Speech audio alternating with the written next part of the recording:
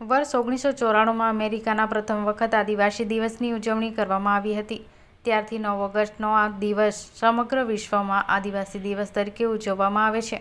આદિવાસી સમુદાયોના લોકો આદિવાસી સંગઠનો વિશ્વભરમાં સામૂહિક રીતે આદિવાસી દિવસની ઉજવણીનું આયોજન કરે છે.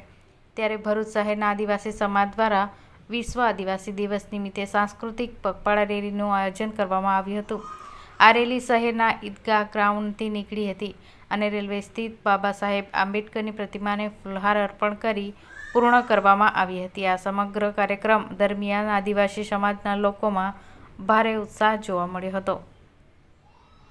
જય જોહાર. જય આદિવાસી એટલા માટે બોલવામાં આવે છે કે આદિ અનાદિકાળથી વસ્તુ આવતો આદિવાસી છે, એટલે જય આદિવાસી બોલવામાં આવે છે.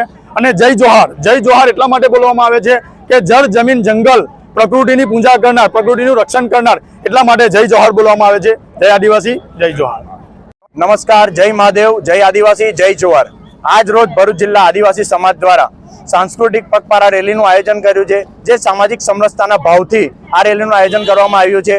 અને આ રેલીમાં મુખ્ય અમારો ઉદ્દેશ એ જ છે કે સમાજમાં જાગૃતતા આવે, સમાજ એક થાય. આ બેન્ડ કાઢવું એક બહાનું છે, પણ સમાજ કઈ રીતે એકત્રિત થાય, સંગઠિત થાય, એ જ અમારો લક્ષ્ય છે.